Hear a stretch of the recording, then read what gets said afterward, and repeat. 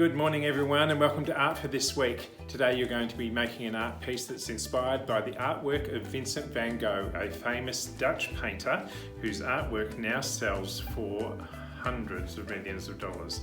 They're very, very expensive. So I have put together some information on a PDF for you to read about Vincent van Gogh, and at the end of that PDF there is your task, so you need to read through. It gives you lots of information.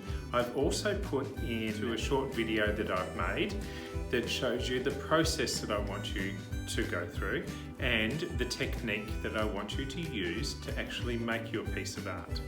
Now, I haven't made this particular piece of art, so I've used someone else's video, but it gives you a really good idea of what I would like you to do. So read the information, have a look at what you need to do.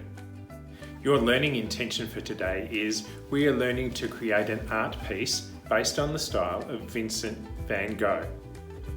The success criteria are: I can use pencils, textures or crayons to make a version of the painting Starry, Starry Night. And I can use a similar style of long and short marks in my version of Starry, Starry Night. This is Van Gogh's Starry, Starry Night. You can see all the different brush marks that he has made using that paint, and it's got lots of movement in this particular piece. And this is what I would like you to try and recreate using pencils or textures or crayons. Now there's a video coming up which will actually show you the process to go through, so if you follow that you'll have a really good idea. There's lots of large, long marks and lots of small, short marks, so have a look and see how you go with doing that.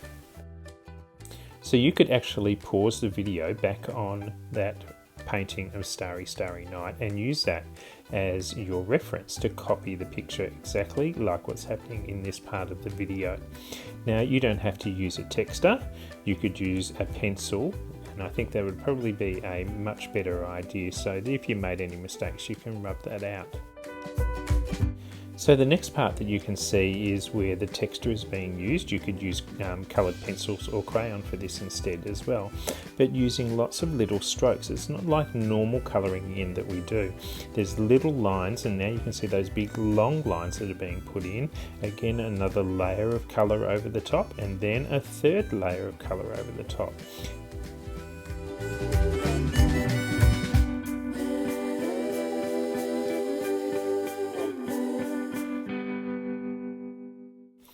So then you can see, moving on to those hills using the blues, there's a few different blues that are being used in the hills there and making them nice and dark, and then we'll be moving on to the sky, starting with the yellow around the stars and the moon, and then those yellow shiny parts around each of those as well, slightly lighter yellows moving through there, and now that swirly area with yellows and blues and oranges through it.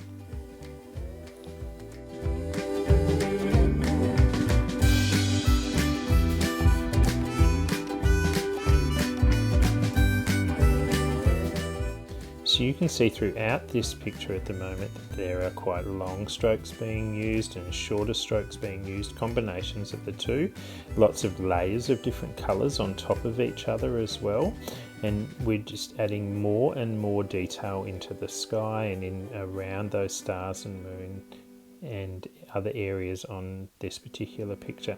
So at the end, what I would like to do is to see your finished piece. So I'd like you to post a photo as a response to this activity, and I'd like you to have a great time doing it. Give it your best shot and see how we go.